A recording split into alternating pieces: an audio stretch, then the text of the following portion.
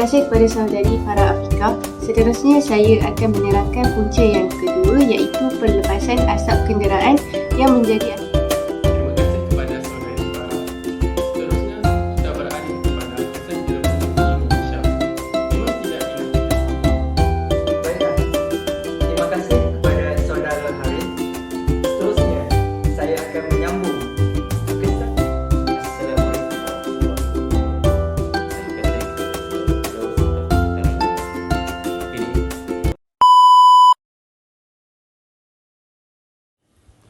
Bulan tersenyum di langit bidang, merah berdarah, wajah mencukar.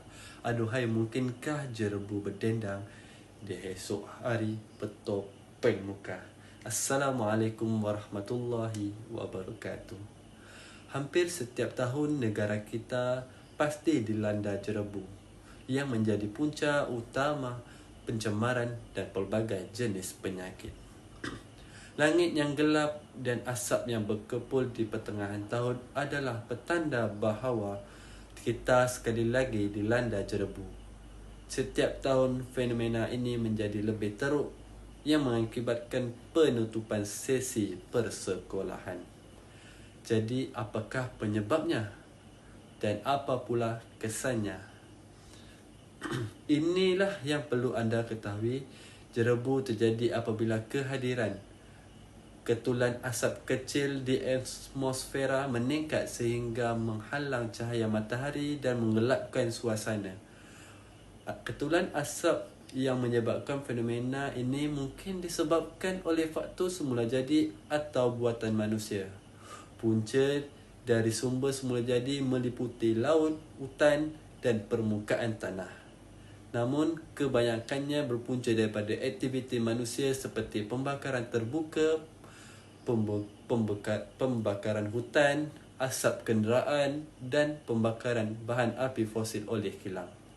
Hasil perbincangan kami mendapati terdapat dua punca berlaku jerebu, iaitu pembakaran hutan secara besar-besaran dan pelepasan asap kenderaan, serta dua kesan jerebu, iaitu permasalah kesihatan dan proses fotosintesis terganggu. Sekian daripada saya, Muhammad Haikal Memahir, dan saya akan teruskan dengan rakan kumpulan saya seterusnya, Farah.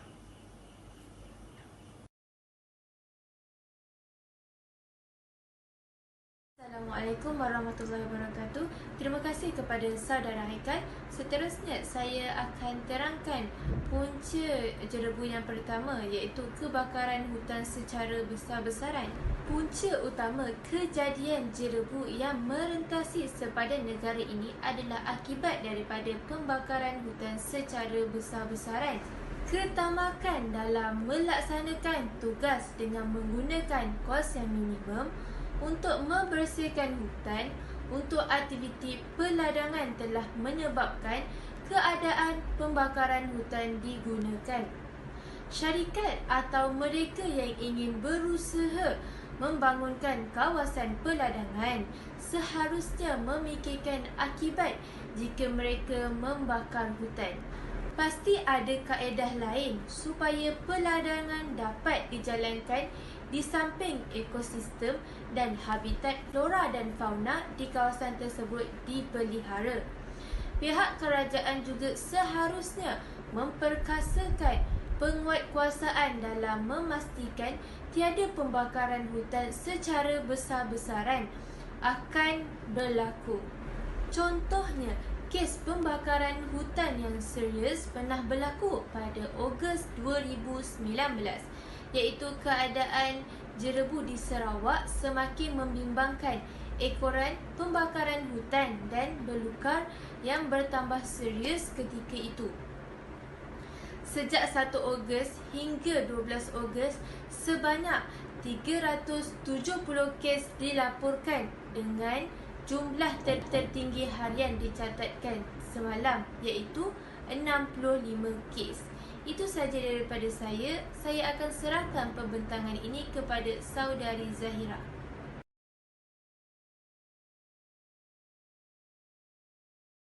Terima kasih kepada saudari Farah Afiqah. Seterusnya saya akan menerangkan punca yang kedua, iaitu perlepasan asap kenderaan yang menjadi antara punca jerebu akan kembali di Malaysia. Pada zaman kini, kenderaan adalah sebuah keperluan harian bagi setiap individu. Penggunaan dan pengeluaran kenderaan saban tahun semakin meningkat di atas jalan raya dan lebuh raya. Pembakaran bahan api fosil iaitu minyak petrol, diesel dan sebagainya daripada setiap kenderaan menghasilkan gas karbon monoksida, nitrous oksida dan hidrokarbon menyumbang kepada pencemaran udara dan boleh disebabkan berlakunya jerebu. Bayangkan setiap hari, asap dari setiap kenderaan seperti kereta dilepaskan ke udara dan jumlah penggunaan kenderaan di atas jalan raya setiap hari berbilion-bilion. Kenderaan berdaftar digunakan di atas jalan raya setiap hari semakin meningkat. Ini juga bermaksud pencemaran udara semakin meningkat dari semasa ke semasa dan boleh menyebabkan jerebu kembali ke negara Malaysia. Itu sahaja daripada saya. Seterusnya saya serahkan kepada saudara Muhammad Haris untuk menerangkan akibat jika jerebu kembali ke negara Malaysia.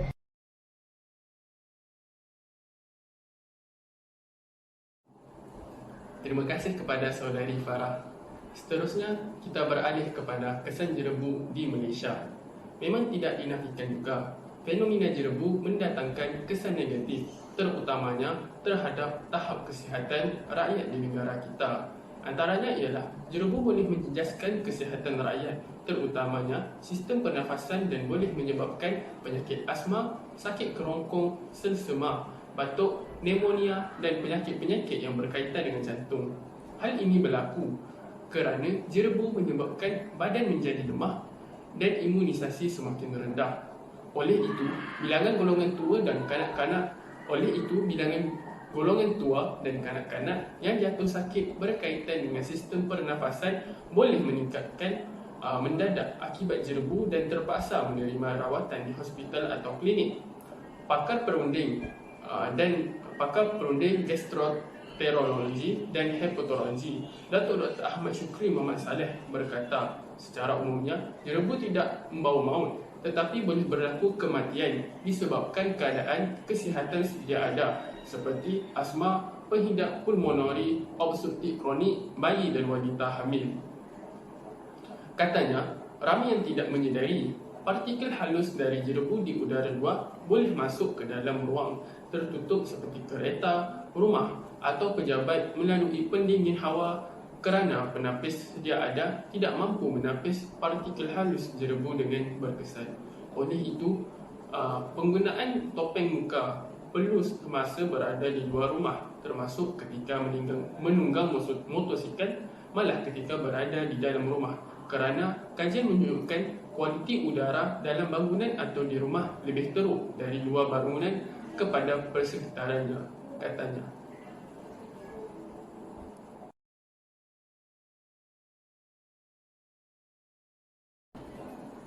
Baiklah, terima kasih kepada saudara Harith. Seterusnya, saya akan menyambung kesan kedua apabila jerebu menyerang Malaysia atau tiba di Malaysia. Kesan keduanya adalah jerebu ini akan mengganggu proses fotosintesis. Untuk pengetahuan semua, fotosintesis merujuk kepada proses penukaran tenaga cahaya daripada matahari kepada tenaga biokimia. Tenaga kimia ini digunakan untuk pengikatan karbon. Proses ini dibantu oleh klorofil untuk menguraikan air kepada oksigen dan hidrogen yang diperlukan oleh manusia. Dengan ini, jerebu boleh menyebabkan kadar kemasukan cahaya matahari ke permukaan bumi berkurangan. Akibatnya, proses fotosintesis dan pembesaran tumbuhan akan terganggu. Tumbuhan akan mengalami kerosakan seperti keguguran daun, pertukaran warna yang boleh menyebabkan tumbuhan mati dan terbantut. Di samping itu, masalah proses fotosintesis itu tadi akan memberi gangguan kepada aktiviti pertanian. Dalam aktiviti pertanian, cahaya matahari menjadi sebab penting bagi pembesaran tumbuhan. Maka, Jerebu yang muncul secara tidak langsung dapat menghalang bahang cahaya matahari itu sendiri untuk terus menuju ke permukaan bumi. Seperti yang disebut pada awal kata, ia akan mengganggu proses fotosintesis dan pembesaran tumbuhan. Seterusnya, apabila aktiviti pertanian terganggu disebabkan oleh jerebu itu tadi, pengeluaran hasil pertanian menjadi rendah. Yang ini akan mengakibatkan sumber makanan terjejas. Itu sahaja daripada saya. Terima kasih.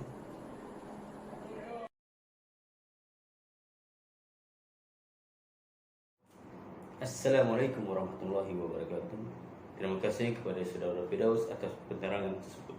Kini kita masuk pula kepada kesimpulan yang terakhir, iaitu pencegahan lebih baik daripada merawat.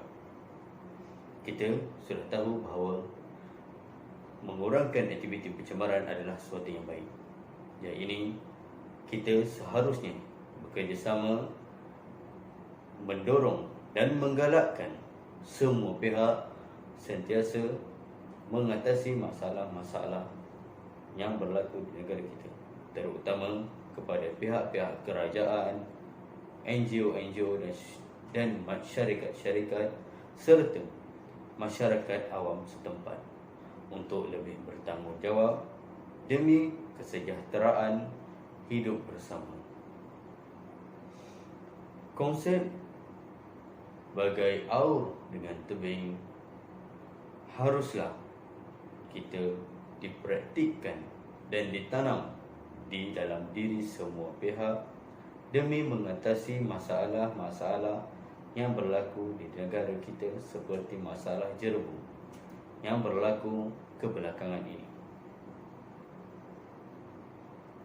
Kesejahteraan dan keharmonian negara dapat dijamin melalui usaha-usaha yang dijalankan oleh pihak-pihak berkenaan bagi mengatasi masalah jerebu dari terus menghantui dan membelenggu masyarakat di negara kita. Oleh itu, pihak kerajaan khususnya perlu mengambil tindakan segera serta drastik yang mana ia dapat memberi kesan yang positif kepada masyarakat serta rakyat-rakyat di negara kita, demi memastikan rakyat kita sihat tubuh badan dan dapat hidup dengan aman dan damai, dan merupakan tonggak utama yang sesuai dengan slogan rakyat sihat, negara maju. Saya Nur Azri menyampaikan. Sekian, terima kasih. Assalamualaikum warahmatullahi wabarakatuh.